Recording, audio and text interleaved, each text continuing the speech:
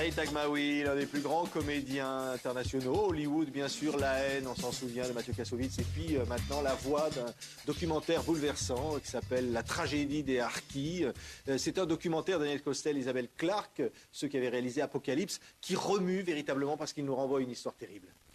Bah oui, c'est un pan de l'histoire qu'on a un peu oublié malheureusement et qui n'est pas étudié à l'école, qui n'est pas dispensé d'ailleurs et qui fait partie de l'histoire de France tout simplement et qui nous aiderait tellement à mieux vivre ensemble, comment imaginer le futur sans analyser le passé tout simplement quoi. Ouais. Donc voilà, c'est l'histoire, c'est tragique, c'est assez tragique parce que beaucoup d'oubli tout simplement, pour ne pas dire d'amnésie sur un sujet très complexe. Et plus complexe que ce qu'on croit, c'est-à-dire qu'il n'y a pas de bon et de gentil, quoi. Que ce soit du côté algérien ou du côté français, tout le monde a une forme de responsabilité, mais tellement nécessaire pour la reconstruction et puis pour le vivre ensemble, tout simplement. Ouais, on regarde un extrait de ce film. Merzak Labanji, au moment de la guerre d'Algérie, a 20 ans. Il est originaire de la région d'Alger. Sa mère a été égorgée par le FLN. Et sa sœur, arrêté par des militaires français, a disparu. Pourtant, il rejoint le camp de la France. Il devient harki. Il se sent en sécurité. À la fin de la guerre d'Algérie, cette même France abandonne les harkis. Ils se font massacrer par d'autres Algériens dans le chaos de l'indépendance. Les harkis survivants réussissent à rejoindre la France. Ils veulent rester français. Mekdoul Louardi, vous désirez garder la nationalité française? Oui, monsieur. Très bien. Vous voulez signer la déclaration? Oui, monsieur. C'est un film bouleversant, c'est le début du film qui raconte cette tragédie des Harkis, qui n'ont pas toujours choisi évidemment leur destin, qui sont victimes quelque part de l'histoire.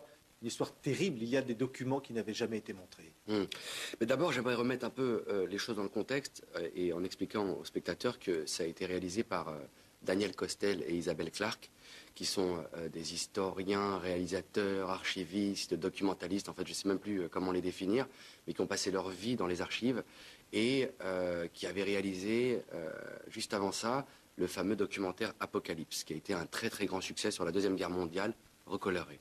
Donc, à l'issue de cet énorme succès, dans leur démarche de toujours aller vers la vérité, la guerre d'Algérie arrive tout de suite après, et pas facile, parce que c'est un sujet qui dérange énormément. Ouais. Mais pourquoi vous avez, vous, accepté, Saïd Taghmaoui, de prêter votre voix, on vient de l'entendre, à ce documentaire? Ça s'est pas passé comme cela, en fait. Ils m'ont d'abord sollicité, j'ai rencontré Daniel Costel, et puis tout de suite, au premier rapport, j'ai refusé. J'ai dit que ça ne m'intéressait pas parce que j'avais peur du film de propagande. Alors que là, on était véritablement dans un sujet trop complexe et tellement essentiel dans la vie de tous les jours aujourd'hui. En tout cas, il y avait beaucoup de répercussions sur nos vies. Et j'ai toujours peur, moi, en tant qu'artiste, de participer à des choses qui ne vont pas dans le sens des choses que j'ai envie de défendre, tout simplement. On a toujours peur du piège. Et comme on sait que c'est un sujet complexe et qu'on n'a jamais vraiment voulu le traiter de façon frontale, c'est-à-dire sincère et puis accepter tout cela pour pouvoir reconstruire. Oui. Il y a des témoignages incroyables d'anciens harkis. Oui, voilà. Donc le film est construit. Qui jusqu'ici se taisait finalement. Voilà, le film est construit sur la base de témoignages très poignants et surtout sur la recherche d'images d'archives inédites que ni l'armée française ne possédait, ni l'armée soviétique, puisque en fait on comprend très vite que le FLN est armé par l'Union soviétique. Et donc c'est les communistes qui leur donnent les armes lourdes. Et donc de par ce biais, beaucoup d'images d'archives avaient été tournées par des cinéastes amateurs issus du bloc de l'Est. Donc beaucoup de travail de recherche au niveau de la Bulgarie, de la Hongrie, de la Pologne, etc. Donc des images inédites. Ça, c'est une des premières choses du documentaire. Ensuite, une volonté très très sincère de retracer minute par minute ce qui s'est passé historiquement, géographiquement, et puis rendre hommage à ces gens, parce qu'on s'aperçoit que la moitié de ces gens, ce sont des paysans qui étaient complètement incultes, qu'on a manipulés et qui ne savaient même pas ce que voulait dire harki, militaire, France. Ils ne savaient même pas que la France était en Algérie depuis 100 ans. Et l'autre moitié étaient des gens complètement conscients et qui sont engagés pour la France, aux côtés de la France pour l'Algérie, c'est-à-dire de l'Algérie française. Ils sont utilisés évidemment par l'armée française. Ils vont dénoncer leurs frères aussi parfois. Ils sont évidemment considérés comme des traîtres. Ils sont massacrés. On entend des témoignages certains combattants qui justifient ces massacres. Aujourd'hui encore, le mot de harki est trop souvent synonyme de traître, alors que quand on se penche sur l'histoire, on s'aperçoit que c'est plus complexe que ça. Et c'est dans cette complexité-là que l'humanité rejaillit, j'ai envie de dire. Alors, effectivement, fratricide, quoi, puisqu'on sépare des familles, la moitié de la famille devient harki, donc combattant pour la France, est considéré comme traître, et en même temps, l'autre moitié, plus... félagas, ce qu'on appelle les félagas, c'est-à-dire les gens qui se battent pour le FLN ou pour le MNA. Et après, on s'aperçoit qu'entre le MNA, qui était un groupe révolutionnaire algérien de Messali Hadj, et il y a le FLN, et puis qui s'entendent pas du tout entre eux. Il y a des massacres terribles, comme le fameux massacre de Melouza.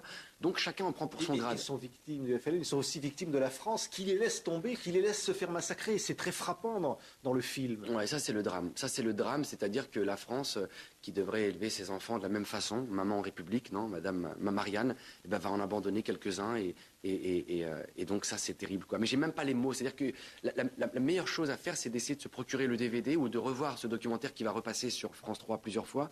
Donc ça s'appelle La Blessure. Ouais. Et puis moi je suis là juste pour témoigner, pour dire que c'était presque un devoir de mémoire pour moi, en tant qu'artiste, de participer à une aventure pareille. C'est aussi une façon de refermer une page d'histoire. Quand on voit ces anciens harkis qui témoignent, qui disent qu'ils ont vécu toute leur vie dans la honte, qu'ils ont vécu toute leur vie dans... leurs enfants même, qui renient leurs parents, qui disent mes parents se sont trompés. Je ne sais pas si on peut dire que c'est une page qui se referme ou alors que c'est une page qui s'ouvre en fait, puisqu'on l'a jamais vraiment abordé. Je pense plus que c'est le début de la réconciliation, c'est le début de la rédemption, c'est-à-dire que d'un coup, chacun doit reconnaître un peu ses torts pour mieux nous comprendre, pour construire ce fameux nous au pluriel. Oui. C'est les Français, car nous sommes tous Français aujourd'hui. Il y a un film qui sort aujourd'hui, c'est Hors la loi. On dit que c'est un film qui aide à la réconciliation par le biais de la fiction sur la guerre d'Algérie, qui pourtant provoque d'énormes polémiques. Et là, il y a un documentaire au même moment qui est basé sur la force des documents vrais, de la vérité. Mais c'est très difficile de courir alors qu'on n'a pas appris encore à marcher. J'ai envie de dire que des films de fiction autour de ce sujet, oui, mais avant d'avoir fait des films documentaires qui nous expliquent la vérité. Comment, en fait, j'ai presque envie de dire que La Blessure, ce serait presque le mode d'emploi pour aller voir un bon film sur la guerre d'Algérie. Parce que si on n'a pas les dés en main ou les cartes en main, on ne peut pas savoir ce qui s'est passé. Et comment opposer une fiction à des faits historiques, tout simplement. Donc je pense que... C'est trop tôt encore pour faire des fictions. Oui, je pense qu'on a besoin d'abord de certains cours à l'école autour de tout cela, parce que ça fait partie de l'histoire de France, au même type que Louis XIV. Et en même temps, ensuite, tout doucement, la fiction pourra peut-être sublimer tout ça et puis nous apaiser. Mais je pense qu'on a d'abord un gros travail historique concret à faire. Merci Saïd Takmaoui. Il y a un livre, La blessure, la tragédie harki, publié chez Acropole, donc signé d'Isabelle Clark, Daniel Costel, avec la collaboration de Michel Gramzy, et puis évidemment le DVD, réalisation donc de ces deux mêmes auteurs avec votre voix, Saïd Takmaoui, publié sur France 3 Vidéo. Merci d'avoir été notre invité aujourd'hui. Merci à vous, et j'aimerais vraiment que tous les jeunes qui me ressemblent, pour mieux comprendre ce qui leur arrive quand ils ont un problème d'identité, commencent à regarder ce genre de documentaires qui vont les aider à se construire. Merci. Merci à vous.